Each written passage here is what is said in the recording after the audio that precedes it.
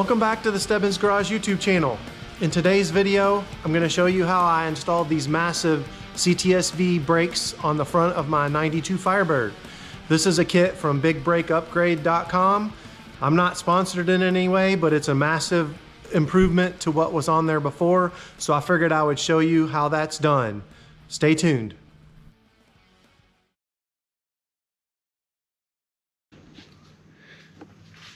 So I'm in the process of modifying these spindles from my 92. I taped it up because I just sandblasted most of the rust and grime off. These two dust shield holes need to be drilled out. This one is a blind hole. I'm sorry, this one is a through hole. This one is a blind hole. This one will need to drill and tap. This one we're just going to drill out to 12 millimeters. I've got the correct drill bits for this, and this is a Harbor Freight drill press I picked up just to do this. So I'm going to drill this out a few steps at a time until we get to the 12 millimeter, and that'll allow us to bolt our bracket on. This one I'm going to do the same. It's a blind hole, meaning it ends, it doesn't go all the way through, and I need to drill it out a little bit deeper than what it is. So I'll do that one. I'm going to do this one first, and then we'll do this one because I have to tap this also. This final hole for the dust shield is actually going to remain in place, and we're going to use we're going to trim the dust shield so it's just the round part. And so let's go ahead, and I'm going to time lapse this because it's probably kind of boring, but if I speed it up, it'll be interesting.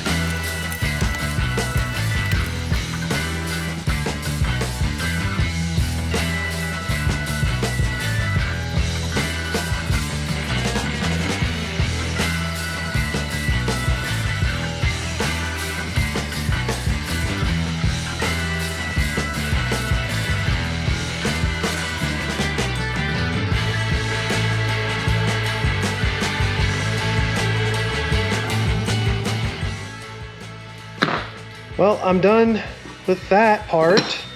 That probably took, I'm going to edit that down. It's probably not going to take long at all. But it probably took me 2 hours. And that's the first time I've ever actually drilled and tapped something myself. But I'm super excited. The threads are in here. I drilled that out. So this will actually mount our caliper now that I've got that in there. So I've got to cut this ear. There's an ear there that needs to come off, and we'll just have a nice rounded part. And then I need to cut somewhere in here. That'll give us a place for our caliper to sit. And then I'm gonna pour 15 these in gloss black, but they'll be ready to go back on the car. The car is still up on the lift. I probably should have been working on doing the rafter liner, but I was excited I got that drill press, and I decided I'd go ahead and try my hand at this. So I did it. I wasn't too worried because I'm YouTube certified, but hey, you always learn something new.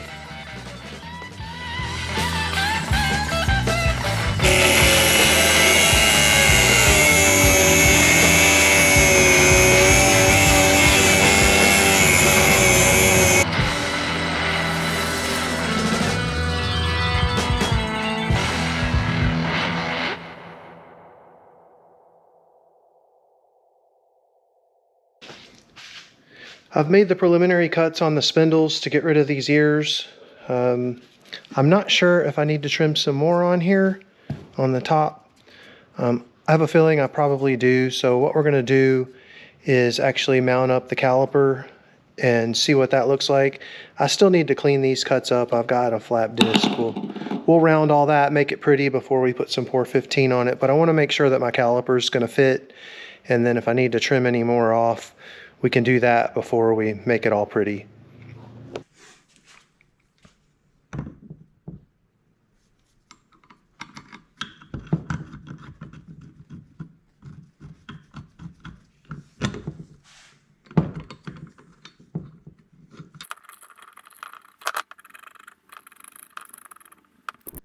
Okay, I believe that's how the caliper goes, just like that, with the bolts coming in from the rear. I'm going to double check all that. We do have good clearance on that bolt for the caliper mount.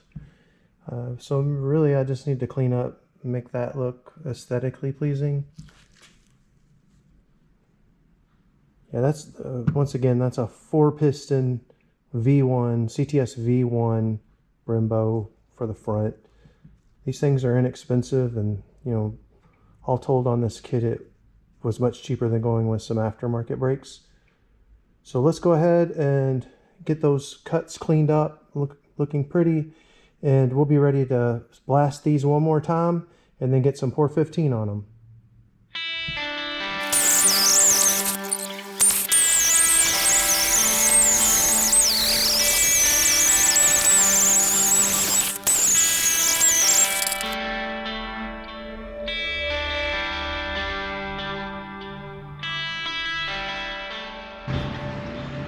All right, I have one side pretty much good to go. This is the left side.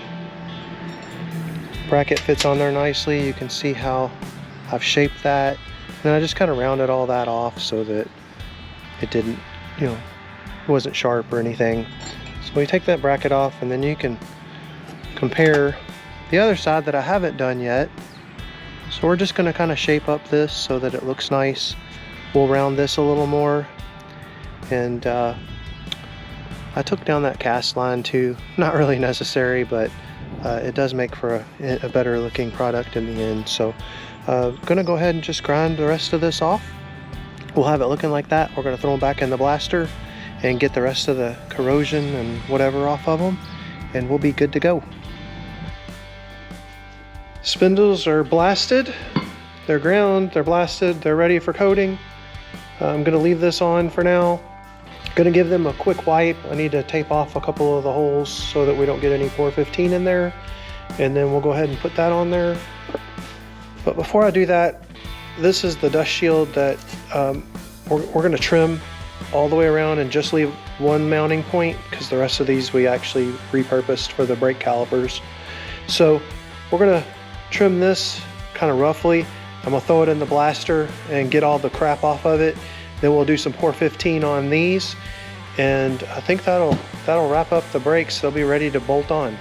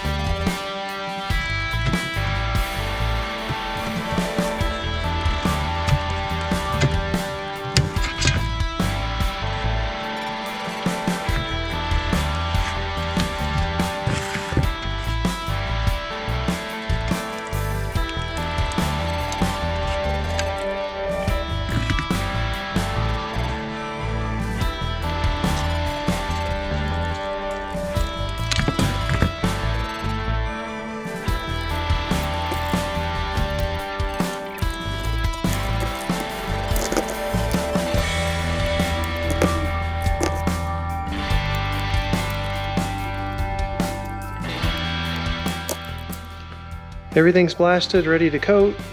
These are the dust shields, or what's left of them. Trim those.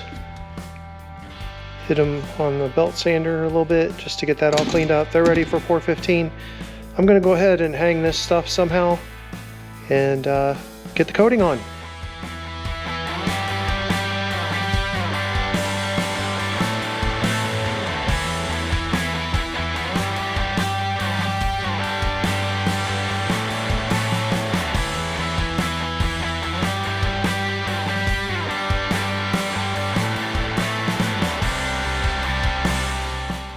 parts are coated. They just need to dry, so we're going to let them kind of sit here and drip dry. That coating is very good about self-leveling. So we'll come back tomorrow after it's all dry. It should be pretty much the same gloss level. And I guess I'll go ahead and throw away that pile of stuff we don't need. I bet that's at least a pound.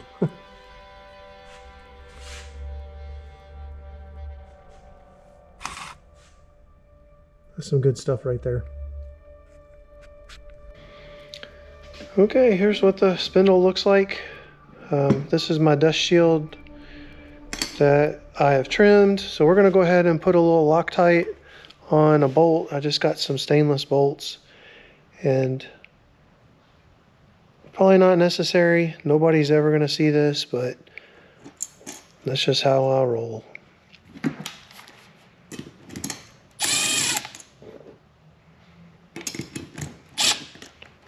Okay. We got one more.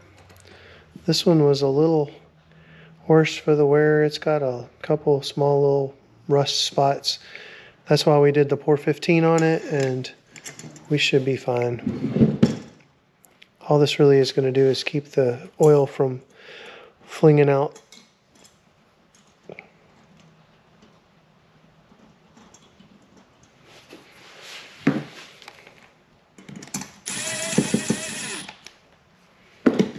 Alright, I'll torque that when I'm not videoing, but that's what they look like. You see where we trimmed. That all turned out real nice. All the pour 15 turned out nice. And pretty much all I've got to do now is bolt these on. Like I had said before, I taped this off so we didn't get anything in those tapered seats. These were taped off, and those holes I just ran a drill bit through. There's plenty of space there. So we'll be ready to bolt these on very shortly.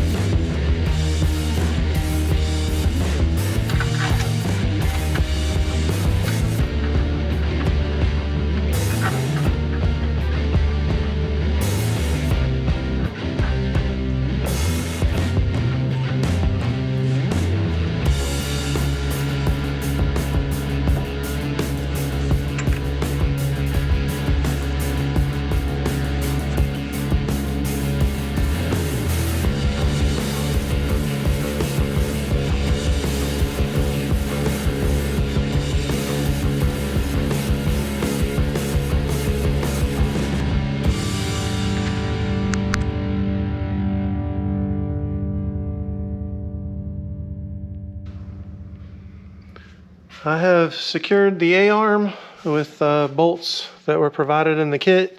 I still need to cut down the V6 spring so that I can get it in here. I'm not running the V6 springs permanently. I just need it to suspend the weight of the car as it is. We'll change those out once I get an engine and transmission. So what I'm gonna have to do is cut it so that it'll pop up in here, and then we'll pop it in the bucket here and then use one of my little jack things to bring that up. That'll allow us to put the spindle on, connect it to the strut, and all that good stuff. So let's move to the other side and get that one on.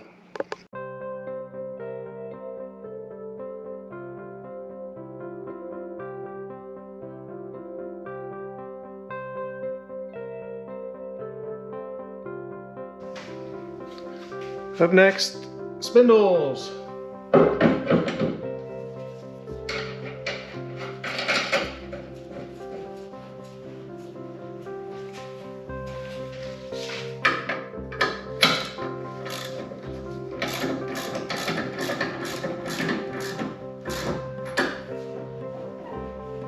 We're just going to mock everything up for now. I'm not going to torque everything just yet.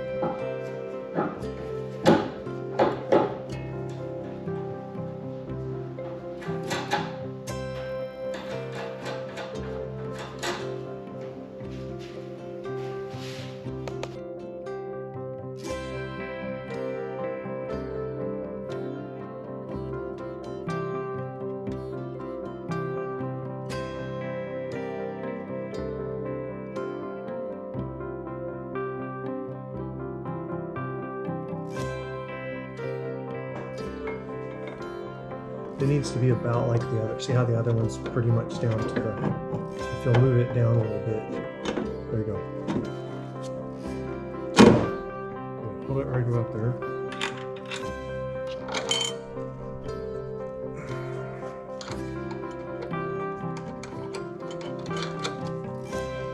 Okay, here we go.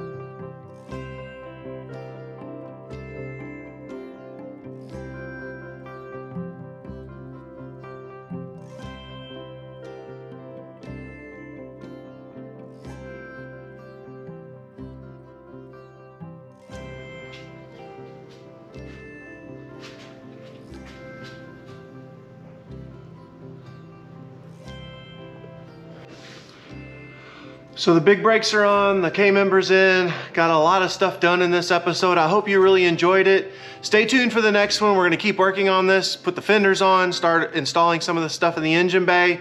Got some more Raptor liner to do the rest of the car. I don't know exactly what I'm gonna get into the next episode, but make sure you subscribe so you don't miss out. I'll see you on the next one.